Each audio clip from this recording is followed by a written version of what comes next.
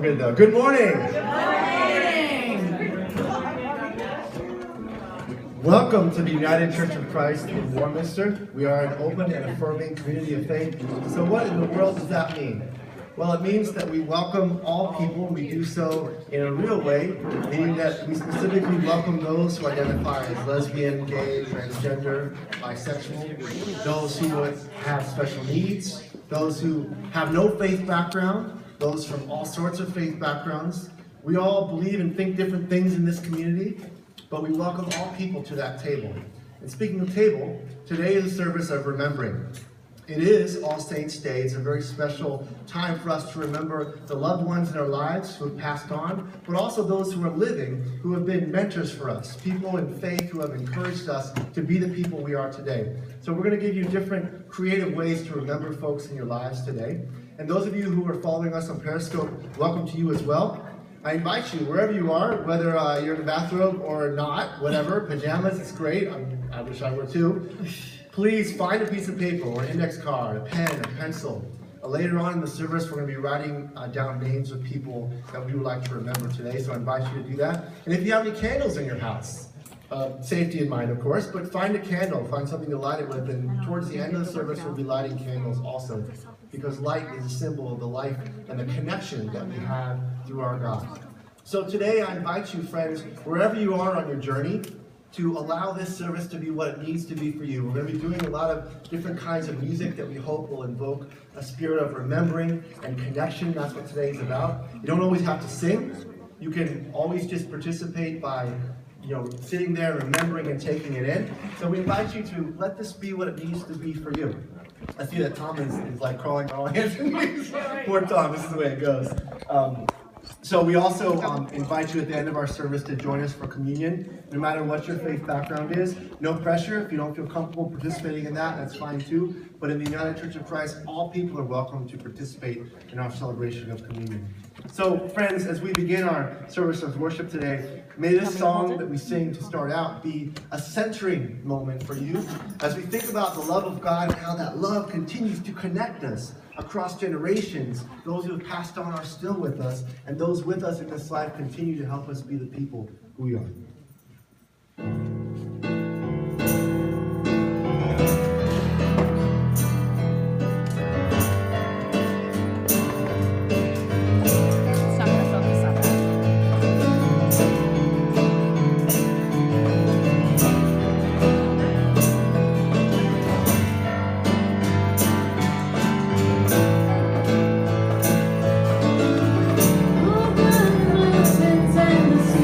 Your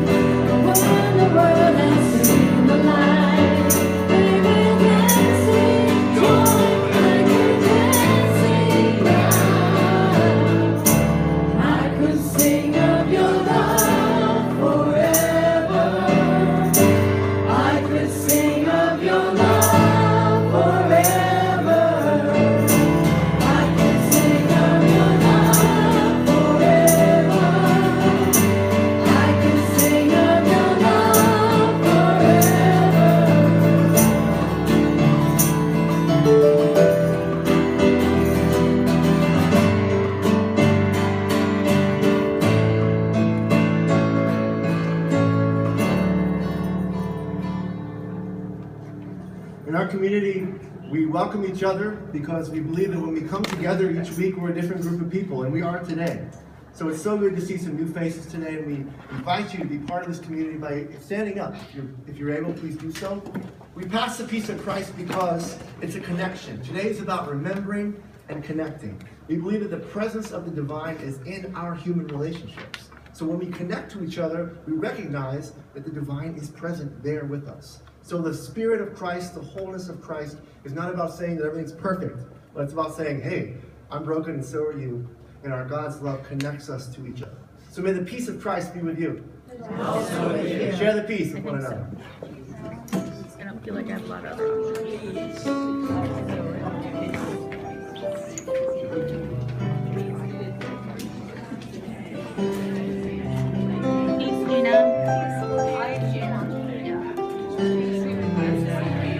Yeah, here's where the selfie sticks up.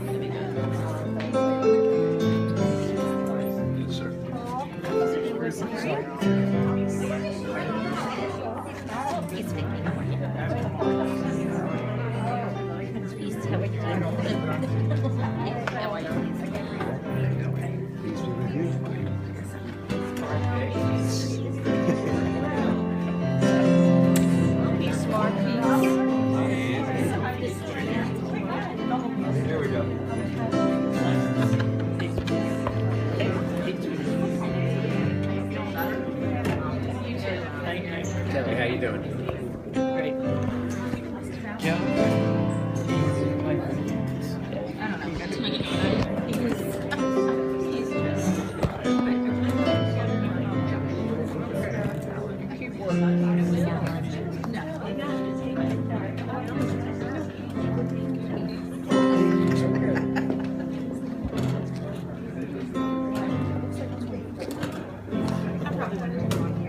I'm just sure I did. Thank you.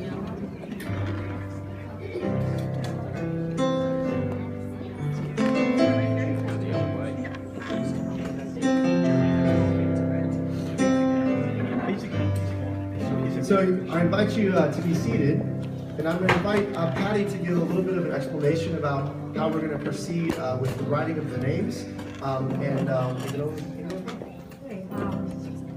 When you came in, you were given a card. If you didn't get one, there's index cards over on the table where the offering plates are and plates. And I'm just going to read this little blurb that Josh so nicely put in the bowl tonight. I didn't even know it was in here. Oh, there it is. Okay. On All Saints Day, we remember those who have gone before us. Remember our connection to them. Remember that death does not have the final word. And that the most important thing we can do, as Jesus declares, is to love one another and serve one another. Love never ends. Love never dies. The most important thing we can do now is love one another in this lifetime and to let those around us know they are loved.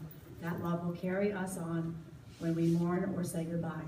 And our connection to all our loved ones will continue to inspire us to love. So what we're going to do while we play and sing the next song is you have index cards. You can write down names of loved ones that have passed on, but you can also write down names of people that have inspired you in your life that may still be living. And then we're going to invite you to come up and bring your card and just lay it on the altar wherever you'd like to lay it. No mass chaos, please.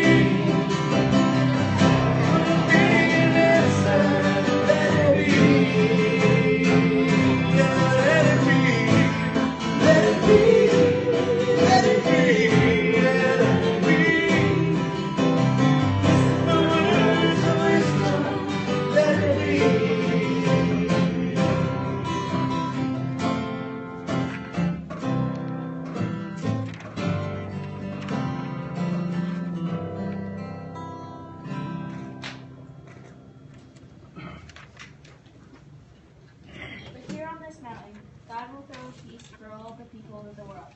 A feast of the finest food, a feast with vintage wines, a feast of 7 courses, a feast lavish with gourmet desserts. And here on this mountain, God will banish the pall of doom hanging over all peoples, the shadow of doom darkening all nations. Yes, God will banish death forever. And God will wipe the tears from every face, removing every sign of disgrace from the people, wherever they are. Yes, the Lord does rescue us. We know He will wipe all the tears that we experience here on earth away. And even right now, we know that each day He is in many ways rescuing us. Let's think about that this morning. You, oh Lord, would save themselves, their own soul for you. Our shame was deeper than the sea. Your grace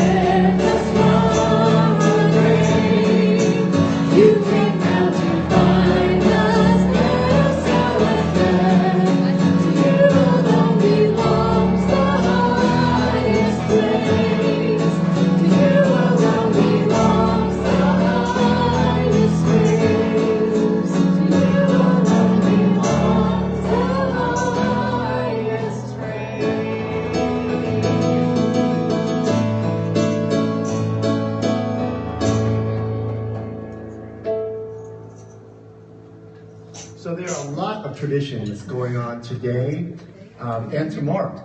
And some of you know that I'm very luckily married to someone who's from Mexico, my wife Maria. And so I have experienced a tradition that is in Mexico and many parts of also Central America, South America, and even in Europe as well, the Day of the Dead, or El Dia de los Muertos. And actually, Caroline, sitting back there, has shown an interest in it as well.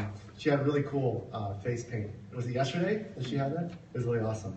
So she painted herself like a calavera, which is a tradition of basically skulls. And I'm going to just give you a very brief idea of what the day is about if you haven't already heard about this day.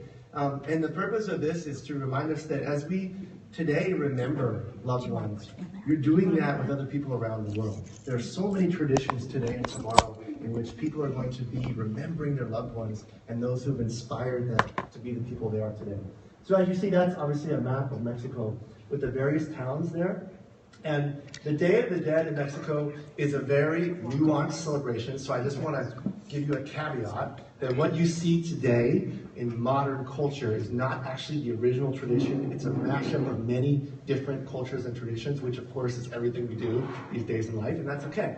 So let's go to the next slide. So today is the 1st November, and in Mexico today, they call that the Day of the Saints and the Day of Children. So they focus also on children today. You'll see that they'll put candies and toys on an altar, or even in the cemetery at someone's tombstone. And inside churches, you'll see on the right there, there are like these huge altars that they construct for saints. Now, we're going to talk a little bit more when the children are up here about what the word saint means. But let me just give you really quickly that a saint is not a perfect person. Neither is it someone that the Vatican says, oh, you're a saint, so you're a saint. It's a lot deeper than that, a lot bigger than that. So in Mexico, when they talk about saints, they're talking about loved ones and people who matter to them. So even children can be saints. So today you'll see a lot of this, a lot of cooking going on today, some great food, and of course those little candy skulls that are edible and also kind of freaky. Next slide. And then tomorrow is the Day of the Faithful, and so you'll see all sorts of altars pop up in homes. Now, Maria's not here with me now, but I'll do one tomorrow for my grandparents, which is my tradition. I usually choose whoever I'm going to honor this year, and so I chose my grandparents this year. And so in your house, however you want to do it, you find things that represent your loved ones. So from my grandpa Munzemeyer, my mom's dad, he smoked a pipe. He was like the only one in my whole family who smoked, right? So I have actually one of his pipes that my grandmother gave me when he passed. So I have his pipe. He also loved candy. He was like, I'm not kidding. He was like a sugar rush waiting to happen. He was worse than kids. So I'll buy some horrible candy that's awful, and I'll never eat it, but I'll put it on the altar with the pipe. My grandpa Blakesley, my dad's father, he loved salted nut chews. I know, weird. Like, what, you know what I'm talking about, right? Salted nut chews? Yeah, you like them, don't you? Just kidding. Don is like, I love salted nut chews. So I'll put some salted nut chews there. He also had these little comic books, like the old school, like they're hardback books. They're like tiny, like this size, and they're comics. You know what I'm talking about? They're probably worth money. I should probably be selling them, but they're my grandfather, so I probably won't. And then I have my grandmother and my mom's mom. I have her piano in my house. And I remember when I was a kid, I used to sit on her lap, and she would sing, and she had this vibrato voice. So no matter what she was singing, like she could be singing like Getting Jiggy With It, and she'd be like, la la la la la la la, getting jiggy with it. Seriously, that's the way she sang. And it just brings back those memories. So I'll have a piano, and I'll sort of create a makeshift altar. And it's literally that. You know, some people will sit by the altar. Some people will go to the cemetery in the towns, and they'll light candles. And then what's really cool is often they'll make the favorite food of the people they're remembering. So one time I was in someone's house in Mexico, and they were remembering their great-grandfather, and he loved mole. Mole is this incredible dish from Puebla in Mexico, and so they make mole, and so it's a great excuse to eat good food too, and remember your loved one. All right, so next one. So the offering that you'll see is usually comprised of 4 components, and these 4 components do come from the Amerindian traditions before the Spanish Catholicism mixed to make this tradition. So they have earth, or tierra, wind, viento, water, agua, and fire, it's fuego. And you can see there's an example of what an offering can look like. You can see the marigolds. So, funny story, when Maria first came to the US, she would see some of you had marigolds, right? And she'd be like, did somebody die? Like every time she sees marigolds, she's like, are they okay? And I'm like, I think so. I just think they think they're pretty, you know, because marigolds always for Mexicans represent this time of year. There's some more examples of some obviously elaborate offerings and altars. You can see the skulls or the calaveras kind of lined up there.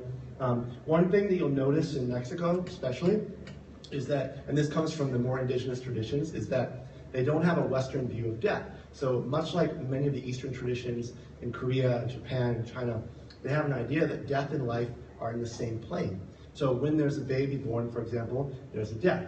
When somebody dies, someone is born. So this idea that every day we're reborn and we die.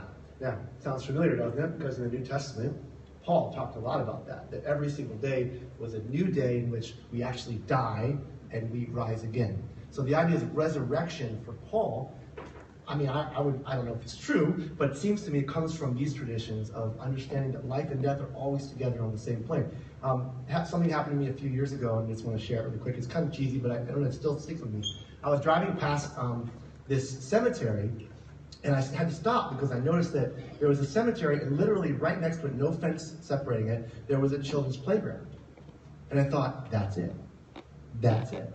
That's how we should be looking at this. That here's a cemetery that we often think of as gloomy, scary kind of place, and then there's a children's playground that represents the vitality of children and youth and all that kind of stuff, and they're just there together, all the time, right? So there's an example. And then here's Mexico City in the Zócalo, or the center. You got these huge skulls, which I think are awesome, you know, like floats that go down. Of course, this is not the Amerindian tradition. This would be like more of like, yay, parades, you know, and enjoying that kind of thing. And then there's just a couple other things. Also, there's a tradition, anybody remember like Diego Rivera, the great muralist, and then his wife Frida Kahlo, right, another great painter. So they're actually a big part of this tradition. So what I'm saying is that we have the Amerindian traditions that are more represented with the earth, the water, wind, and fire. And then we have some of the Spanish Catholic traditions that involve saints and remembering people of faith. And then we have artists who began to do this, like obviously in the 60s and 50s, and this became part of the Day of the Dead. So these things actually, so artists would take what Diego Rivera and Frida Kahlo did way back in the day, and they'd reproduce them, and they still do it today. So you'll see in Mexico a lot of things that you think are old traditions, and actually they're not. They were done yesterday. So you see, that's a depiction of like what people would do when they would parade around.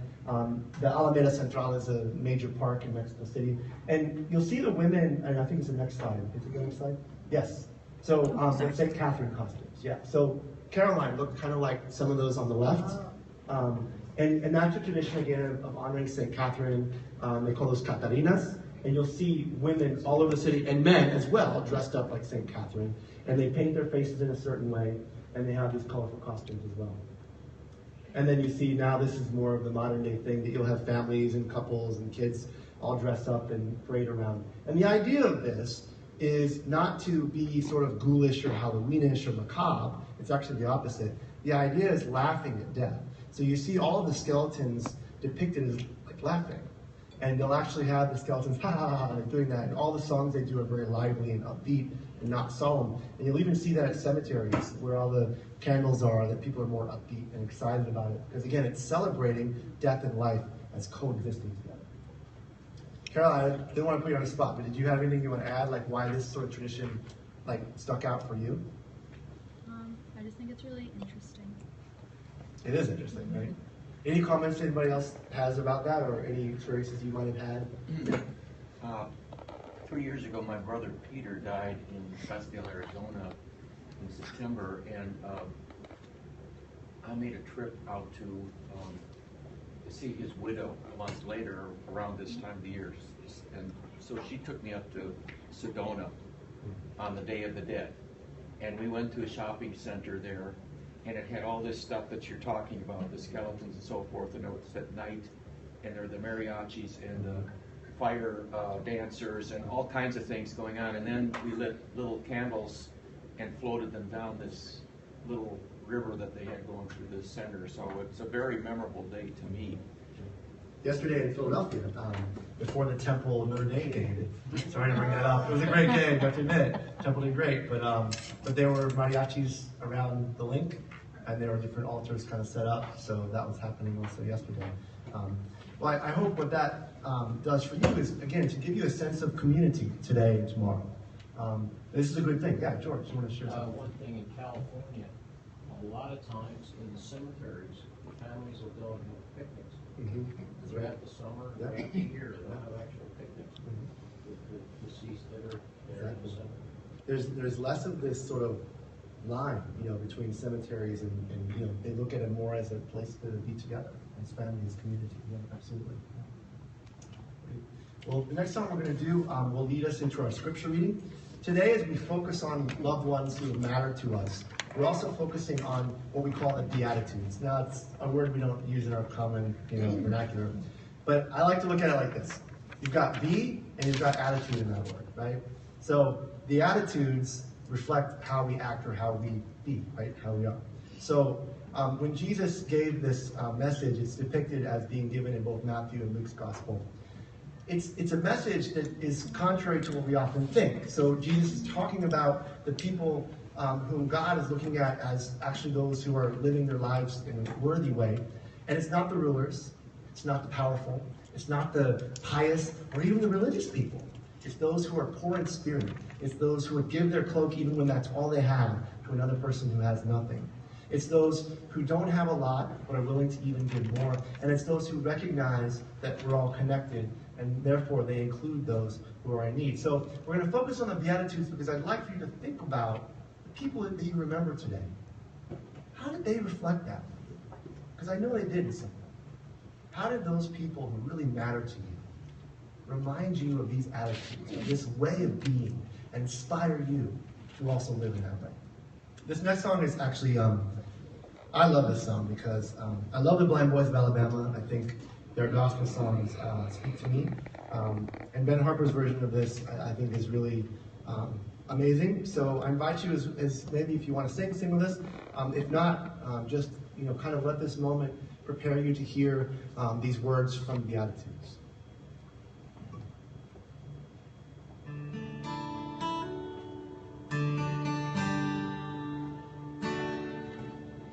Battered and torn, still I can see the light, tattered and worn, but I must kneel to find, friend of mine, what can you spare?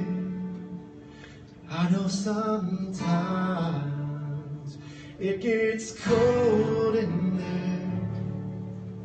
when my legs no longer carry, and the warm wind chills my bones. I reach for Mother Mary, and I shall not walk alone.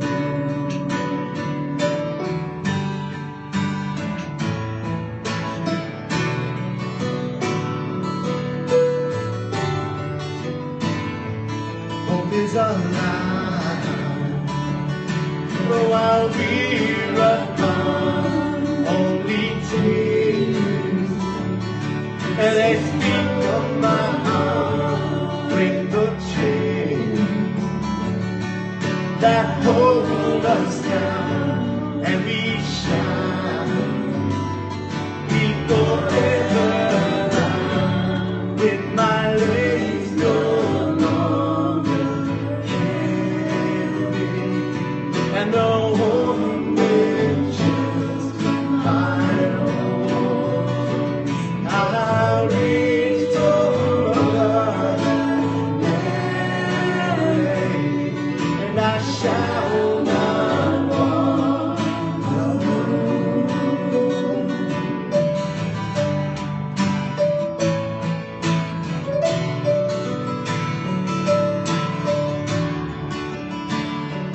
Beauty that we left behind, how shall we ever tomorrow find set aside on our waiting sin, so that we can live again with my legs no longer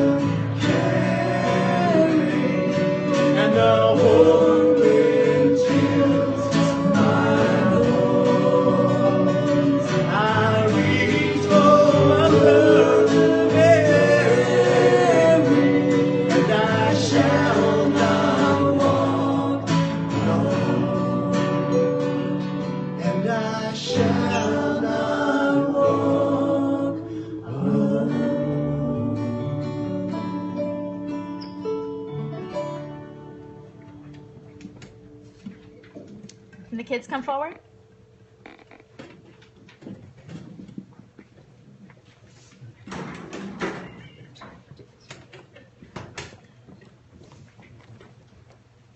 Also over here.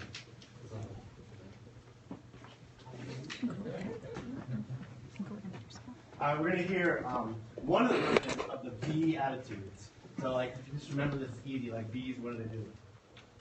They buzz. So, make a buzzing sound for me. Come on, I know you can do better than that, right? Buzz. All right, adults, come on. Buzz. All right, so they got B, and then what do you do when you want to show somebody you have attitude? Come on. Yeah, let's show me the snap. Oh, cool. Okay. There you go. I like that. Okay, everybody snap. All right, adults. All right, so what do we got? B, booze. Well, come on, people. Let's go. B, booze, and attitude. Attitude. All right. So we're going to hear, this is from Matthew. And there are two versions. One's in Matthew, one's in Luke. We're going to get Matthew. So this is Jesus speaking Matthew. When Jesus saw the crowds, he went up the mountain, and after he sat down, his disciples came to him. Then he began to speak and taught them, saying, Blessed are the poor in spirit, for theirs is the kingdom of heaven. Blessed are those who mourn, for they will be comforted. Blessed are the meek, for they will inherit the earth. Blessed are those who hunger and thirst for righteousness, for they will be filled. Blessed are the merciful, for they will receive mercy.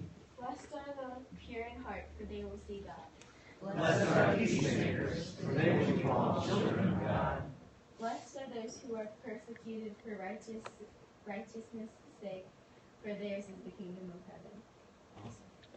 Oh, it's good reading, because there's some hard words in there. I love righteousness with the apostrophe. You're like, how am I supposed to say that? Seriously, that's like a word waiting for a lisp to happen, isn't it? Righteousness, that's right. All right, so it's really easy today. Really easy. You know me, I'm just going to make it easy on you. So ready? I want you to be dictionaries for me. There's no right or wrong answer here. What is a saint? Okay, dictionaries, tell me, what's a saint? Anybody have any ideas? Yeah, what's a saint? Doggone, you listened to what I said. Oh, no. She said somebody who matters to you. All right. So that's great. That's really true. Awesome. What else? Do you have any other ideas? Like when you hear the word saint, how do you want to define it? Even with, forget what I said earlier. I shouldn't have said it. Forget what I said earlier. What would you say? What is a saint? Like when somebody says, oh, Angela, you're a saint. What does that mean? Does it mean anything? Like if they put saint in front of your name, Angela, what does that mean? I mean, hello. Saint Angela? That sounds pretty good, doesn't it? Saint Angelina, right? What do you think? What if you were Saint James? I'm giving him some bad ideas. I know he's going to be for Halloween next year, right? I'm Saint James. Saint Juliet? Santa Julieta. Oh, that's something better. Huh? Come on, you guys. Like, what would it mean if I put a saint in front of your name? Would you feel extra special? No. Why not? A bad word? How come?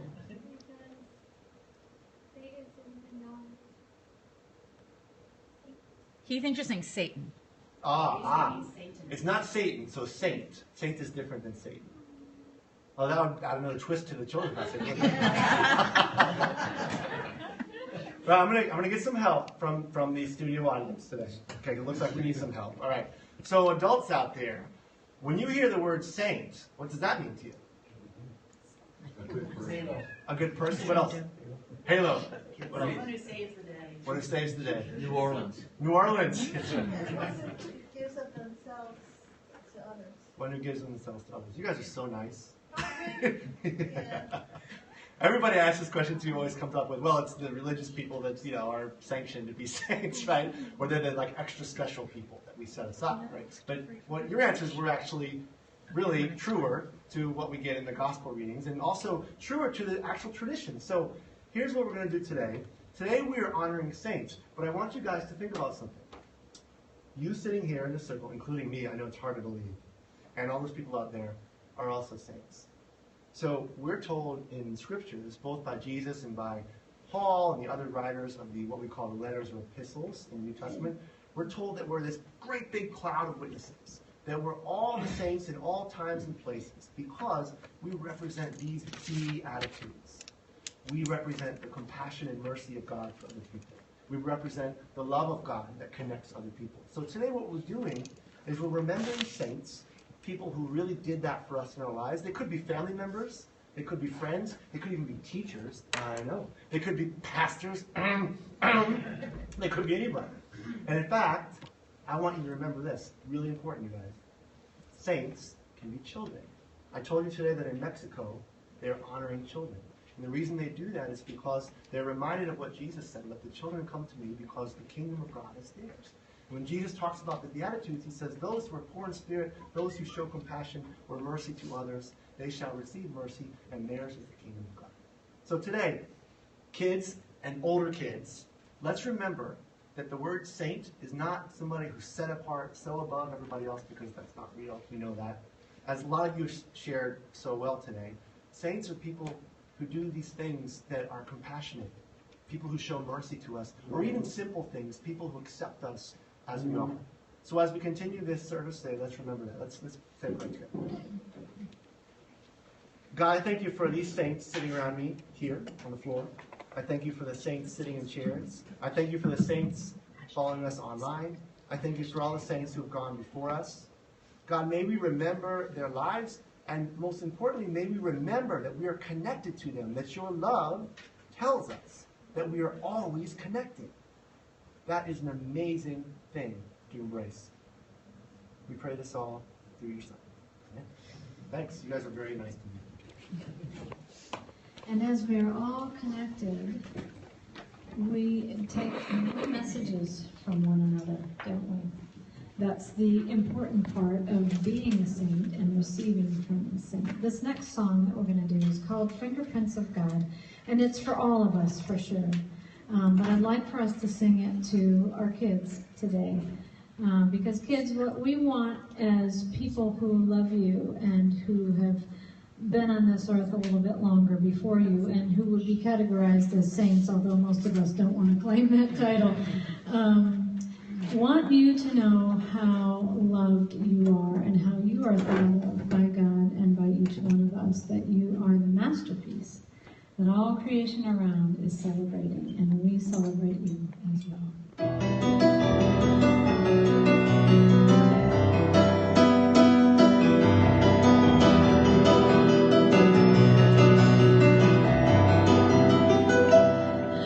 The tears filling your eyes, know where they're coming from a heart that's broken in two by what you don't see. Person in the mirror doesn't look like a magazine, but when I look at you, it's clear to see, and I can see the fingerprints of God. You, I can see your fingerprints of God, and I know it's true that a masterpiece that all creation, for you lay applause, and you're covered with the fingerprints of God.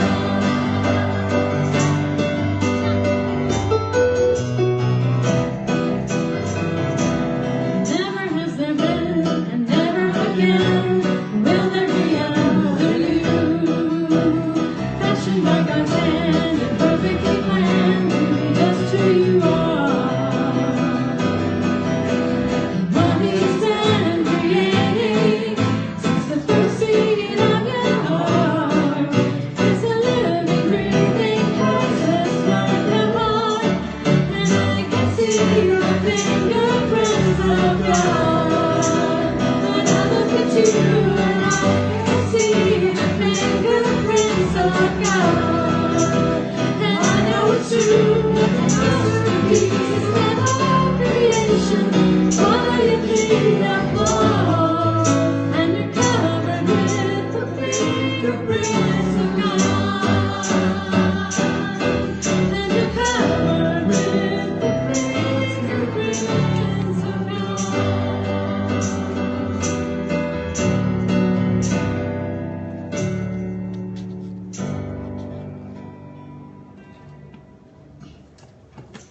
So in this community, we we openly share our prayers with each other, and regardless of how you view prayer, whether it's something that you've done since you were a kid, whether it's something you're not really quite sure how to do, whether you're someone who prefers meditation rather than spoken prayers, we are a community that says, however you pray, it doesn't really matter. It's just that when we connect together, these prayers are said and spoken, and they leave this place with us. So we believe that that matters and helps us in our lives to know that we're not alone in this journey. So I invite you to share openly people in your lives, or maybe even yourselves, who are in need of healing or community or compassion. What would you like to share this morning? Yes? I don't even know this person, but it's a woman named Lynn, who I learned about, who's lost a daughter in her 30s this week due to a drug overdose, and she leaves behind 3 children and her husband. And the funeral service, I think, was yesterday at a funeral home. The only thing that I could do is point her towards a grief group that I know about, so I would pray for her. The name again? Lynn. Lynn. Prayers for Lynn. Yes? Like prayers of healing for my daughter Beth Ann. She's living in Austin, Texas, and I know she was really depressed and homesick and was planning to come home for Halloween, but they had such bad floods, the airports were closed. So she didn't get home. She's not in a good place right now. Mm-hmm. She needs some lifting up. Prayers for Beth Ann. Yes?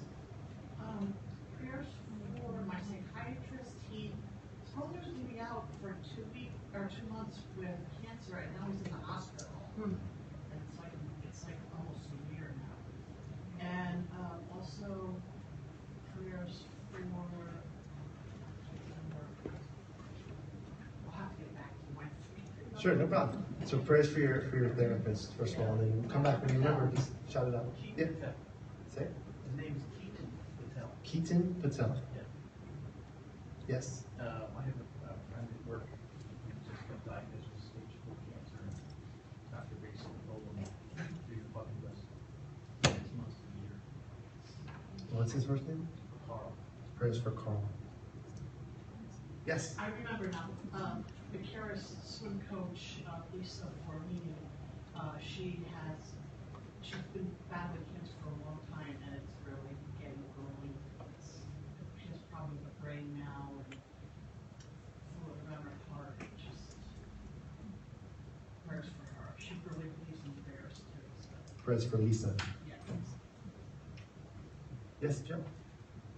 I have a neighbor named Roger, and I know he wasn't doing too well, and then the last 2 months I haven't seen him at all. His car's still parked there, but no one's been in his apartment, so obviously he's must be in a hospital or something, I don't know. But Prayers for Roger. Yeah. Yes, Joe. Yes. I have a text from Jennifer Ahmad, who's there listening. Sorry, that she's having a lot of work issues, and she also had sprained her back a week or so ago. So just prayers, she asked for prayers for healing in that. I just asked for prayers for healing of in our family right now, going through another difficult time. Prayers for Patty and her family, and prayers for Jennifer. Yes, George. Prayers for Frank Beth. She's having some real tough times. Prayers for Beth. Yes. Prayers for a coworker. She had to fly back home to Toronto. Her dad had been in an accident. He seems to be pulling through it with surgery, but prayers for her. Her name is Jennifer, her dad. And continued prayers, as Patty was saying, for our family and our tough times, tough decisions, hopefully, that don't need to be made. Just prayers for the school system that with Jimmy and continues to do his support, and also him to work with them. Just that inspiration. He can do it. Prayers for Jennifer, and prayers for wisdom for teachers and administrators, and for you guys too. Yes. Prayers for our sister Mary Jim. Prayers for Mary Jim. Amen. Healing. The Lord's will. Just one more. Just prayers for the people in my past that passed away. Prayers for our family as we continue the grief in both sides. Both my grandmother way back when in '92, still miss her. Still think of her when I do things even though there's a picture on the front window, you can remember all the good things. So it's fun to remember that. Prayers for Patty's dad, prayers for different people in our lives that made a lot of good decisions for us and continue to be in our hearts. So in this time of remembering, again, I'll say to you, this is for you. So for some of you, crying is welcome. That's a good thing to do. This is a place where I hope you feel safe to do that. For some of you, it won't be crying, but it'll be maybe reflecting on how people's lives have connected with yours and how they touched you. So we have candles up here. And is Caroline going to help me do this?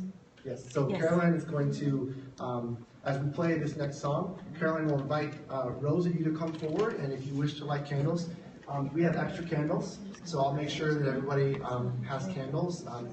There's enough for everybody. Thanks to Joe for that. And as Caroline invites you up, I just invite you to come at your own speed. And here's the deal: like, if your row goes up, and then later on you want to come back up, you can. This is your time to do so. And I invite you to again, think about the people who've gone before you. Why did they matter to you? What did they bring into your life? How did they touch you? How did they, for you, help you to be fully yourself? And as we do this together, I invite you again to be conscious and compassionate with those next to you, and feel free to support one another in that as well.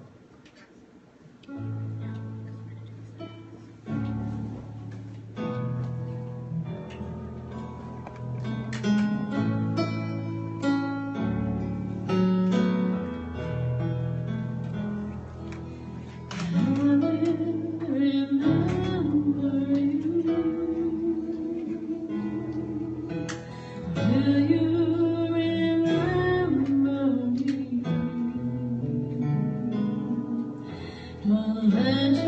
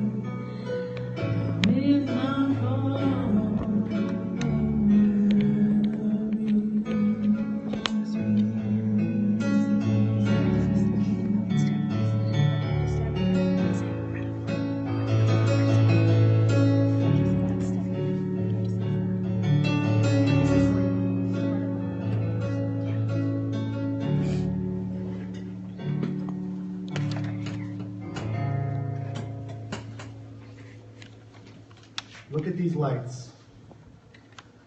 These are lights to the world.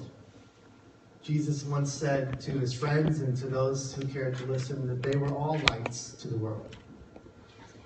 These are the lights who have connected with you somehow in your lives, and they still do, because now you carry that light yourselves. So I invite you to think what that will look like for you. How will you carry their lights in you? I'm lucky. I get to see their lights in you. I get to see that. But I know sometimes it's hard, especially when we mourn, to know how the lights of those people who are so close to you, how we carry those lights. So may we continue to connect to each other in this type of honest community so we're reminded of that connection. That it's not broken. That in fact, death and life exist, coexist together at all times and in all places. Every day is a new opportunity to live again, to be renewed and refreshed. This is a service of remembrance. Communion, though we call it this fancy word, a sacrament, it literally just means something that is tangible, that points us to what is not tangible. So in this case, you don't see God. I mean, I don't know about you. I mean, maybe some of you are like, maybe, I don't know. But I don't really see God, technically. So having something tangible like bread and a liquid, or even lights, reminds us that there's this presence that we can't really put our fingers on. We have all sorts of names for it, and you know me, I'm one of those people that will just say, I don't think we know. I think we try to put words and faces and names to it, but there's just something that connects us all. And I in my own faith journey have come to believe that it is the divine presence in all of us. Come to believe that. I don't know where you are in your journey, but I see these lights, and I see this bread, and I see this cup, and I say, there's something to this. There's something tangible that points me to something that I can't see. But wherever you are in your journey, I hope that this service of remembrance can help you to find connection to each other most important. So communion is open to everyone. It doesn't matter whether you belong to church or not, whether you're Catholic, Protestant, or nothing, whether you're like me and you're still trying to figure out after being in PK what that really means and what these sacraments mean. You're welcome at this table because I'm not the host. Jesus is the host, and all people are welcome. We encourage young children also to participate because this is the way they learn. They get to touch and taste and feel. So obviously these symbols of bread and the cup are just symbols. I mean, they honestly are just real things. I mean, Joe baked the bread that has gluten, and so, you know, those of you get to enjoy that, yay. And then there's also a gluten-free option because we have some folks who need that, so yay. It's a real thing, you'll taste it, right? And the grape juice you'll also taste, you know. Is it Walters? It's Walters, isn't it? It's Walters. It's Walters. We're talking about it. So it's a real thing. So these tangible things point us to something we sometimes can't put words or even express what it is. So there's a story behind everything, right?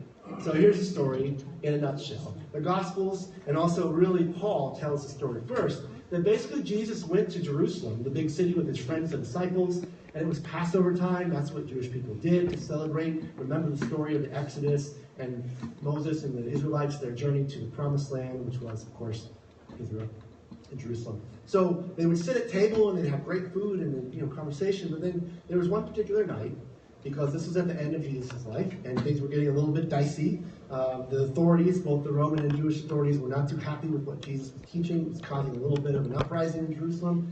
So Jesus knew what was coming. And they sat at a table, and after dinner, he did what was normal. He gave thanks for the meal they had. But then he did something that was abnormal. Jesus took bread, he broke it, then he gave it to his friends, the disciples, and he said, "This is my body, broken for you. As often as you eat this, remember me."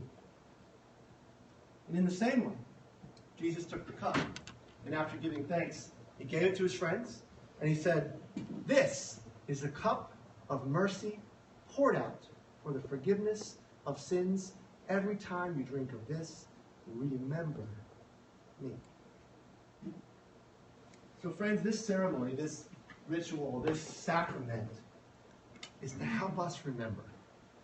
Not to remember, woe is us, we're such bad people. No, to help us remember that our God is constantly with us, constantly connected to us, that the mercy of Christ lives in us, that these lights are in us. We are to remember that so that when we leave this community and this space and we go back to our, everyday lives of school and work and home and et cetera, everything else, that we know there's a light in us. Our God is with us. The presence of Christ is in us. And the people around us help us to remember. So we're going to celebrate by intention. And what that means is we'll have both options of bread. So the bread that looks like this is the gluten-free. And this is the Joe baked bread, as I call it. And we'll have 2 cups. And you come up, take a piece of the bread.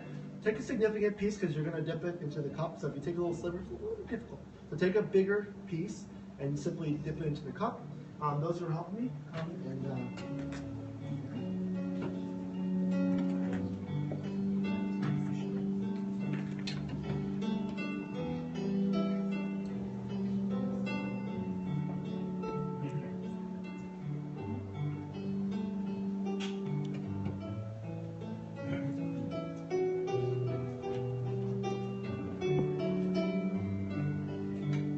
So friends, come. All things are ready.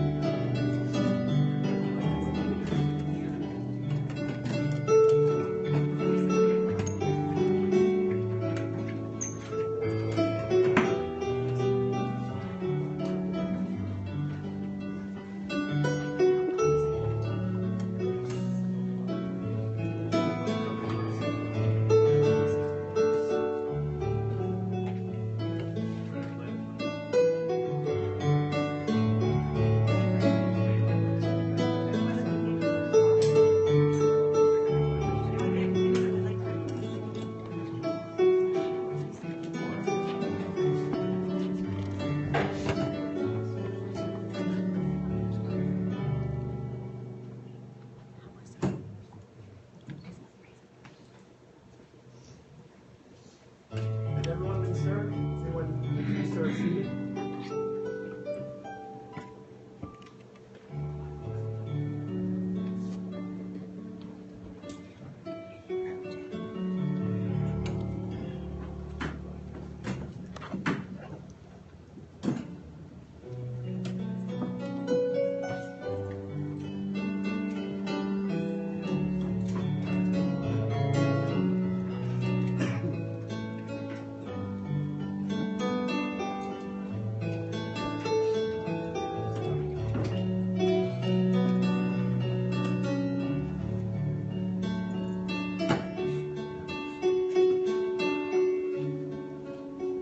And isn't it amazing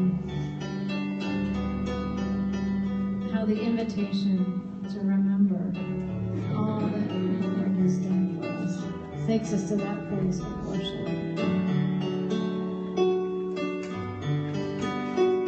This song celebrates that and just allows us to go to that place of worship again.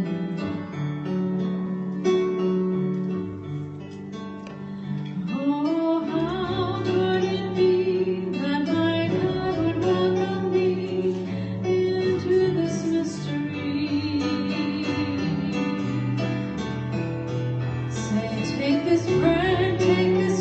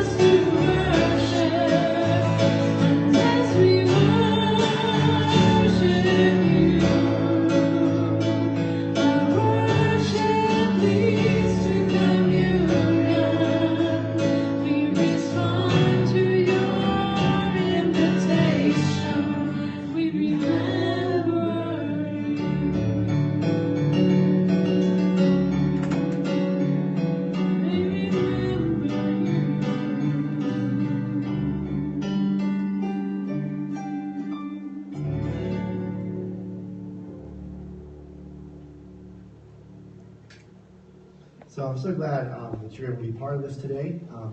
And this time, we usually just take a moment really quickly to touch base to say what's going on, stuff coming up in this community, which is always open to everybody. So if you're here visiting, you can always join up in these things. It's not like you have to be a card-carrying member. We even have cards, so that's really bad. You know, business cards, what are those anyway? Nobody has it anymore. Real quick, a couple announcements. I'm not going to start to ask Pam, what's up with Man on Main? What we got sign-ups for? We have Manna Saturdays on November 14th and December 5th. December 5th is an afternoon, 3:30 to 6 o'clock. And the 14th is the morning. So the sign-up is there. Sign-up's and right we'd over love there. to have anybody. We even have a writing utensil for them right over there. Thanks, Ben. Mari, what's the next step for our December 25th Home for the Holidays? So the next step will be a meeting probably 2 weeks from today. I will let everyone know. So put it in your heads. Those of you who are new to this, we serve a meal to anyone on Christmas Day, and we were fortunate enough via St. Thomas Evangelical South Indian Church offering their space to us. So we'll be back at 785 West Street Road. So those of you who wish to help, whether you provide food, whether you help to serve or cook, whatever, Mari in a couple weeks will be getting to you about that. Anything else, Jim, you wish to learn to? I just have one for the bookkeeper. Sure, yeah, go ahead. Josh and I and our treasurer team, which is Mark Balby and Steve Tassone, we're talking with a bookkeeper coming up on Saturday. So we're going to progress now, hopefully, and hire this person. It's actually the sister of the treasurer, formerly part of the actual conference leadership. So it's a very good person. We're interested definitely in getting this going, so the bookkeeper would be able to help us with our taxes and different things, the auditing, definitely needed stuff that we need to continue to do. So it's a great thing. So that'll be happening this Saturday. Yes. I was going to say, if anyone would like to take their tea late at the end of the service, you may take it home and keep it. A couple things. Oh, yeah, Vicki, yes. Just want to mention we have a couple very important birthdays today. We have a cake with candles back there. This is true. So Donna and Judy both have birthdays. If you'd like to stick Dual around, we'd like birthdays. to welcome you. Does that mean there's extra cake? Yeah. Yes, don't forget to stay after that. Did you find someone by the way to help for, is it next week that you're Yes, Donna and Pam are helping out. Great, awesome. Good. I have one announcement also related to Christian Ed and to Mari. So we are starting Connect and Explore next month. The date that I put in the bulletin is wrong. I messed up. So we're going to be at Giuseppe's, which is right over there. It's going to be Thursday, November the 12th. So we'll be sending out via Gene and all church email and putting it on the webpage. But it's Thursday, November the 12th, 7 p.m. at Giuseppe's. It's free of charge. Our theme is how to respond to hate, tools for interfaith understanding and dialogue. There's a description in more depth, and you can always talk to Mari and I to explain a little bit more about what it will be. It'll be a very interactive, informal time where you can eat food, be together, but also to learn a little bit about, in this case, how do we respond, for example, when you get these mass emails from people about Muslims that has, anti-Muslim rhetoric? Or how do you respond to maybe those in your family who may identify as Christians but are really against people of other faiths, or even who are against those who are atheists or agnostic? So how to respond to those sorts of things as people of faith. And so everyone is invited. And so this is something that we hope to get the community involved in. Giuseppe's has been so welcoming to us to offer the place for free. So we'll be in one of their banquet rooms. Please come. And if you have any questions, please see Mari or myself, 7 p.m. November the 12th, that's Thursday. Just real quick, I know it's kind of, it's 2 weeks from today, but the Pennsylvania Southeast Conference, which is the grouping of all of our UCC churches in southeastern Pennsylvania, about 160, gathers 2 times a year. And our fall gathering is coming up, and it's different this time. Rather than having a whole day on Saturday, which is, it's going to be on a Sunday afternoon. So it's really not that long of a time period. And basically what it is a chance for anyone who's interested to connect with other people in other UCC congregations. We also do vote on particular important issues in the national church and the local church, and you can be part of that. And there's also a worship experience and some workshops that are going to take place as well. 2 weeks from today. So I'm going. I'm leading the opening worship. If anyone would like to go, just see me. The registration happens online. I'll be glad to direct you there. But let me know, because if you would like to go, you can actually go either as a delegate or a visitor. A delegate is somebody who can vote. So in our congregational system, everybody's vote's the same. So if you wish to go as a delegate, that's great. Or if you just want to go and just enjoy it, let me know. So that's 2 weeks from today, and it starts at 3 p.m. So I give you full permission. Skip worship here and come meet me, and we'll carpool. All right, because it's going to be at St. Paul's, Amityville, which is basically Douglasville, close to Reading. All right, any other announcements that I missed? No, I think that's enough, probably. Right, wonderful. So this is your opportunity, as you feel called, to give to the ministry called the United Church of Christ in Warminster. For those of you following online, obviously not a requirement, but if you feel so moved online, you can go to our webpage, which is uccwarminster.org. And there are places you can donate to specific things and ministries that we're doing. Friends, please bring your gifts as you feel called. I'm going to revisit the song that we've been doing. I guess I shouldn't talk and play at the same time. It didn't work that time, did it? All right. We're going to revisit a song that we have just begun the last few weeks called Blessed Are the Ones, as we're visiting the idea of the Beatitudes and the idea of how we reach out and how we are reached out to so many.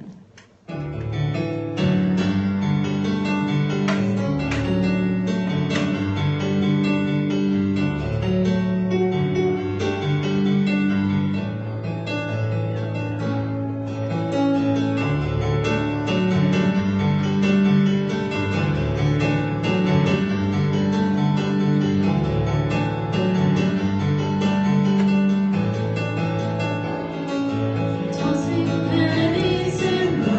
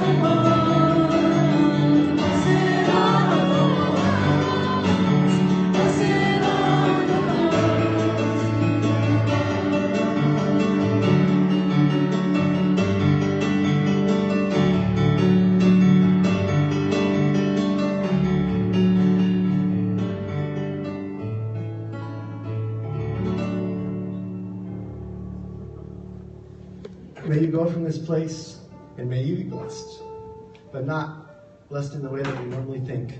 May you take risks. May you have that be attitude of showing compassion, sharing mercy with those around you. And may you expect for that compassion and mercy to come back to you, because it does. May you see these lights as both being those who are still connected to you, but may these lights also fill you as you leave this place. For you are lights to the world. You are saints. You are blessed by the mercy and love of God. So go, and may the grace of your Lord and Savior Jesus Christ, may the love of God, your Creator, and may the Holy Spirit be yours now and all your days. Amen.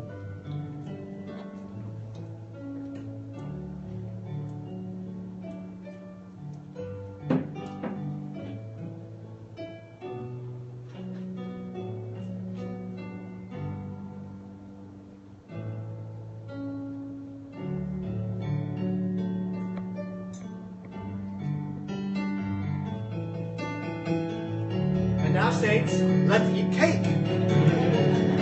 Time for cake.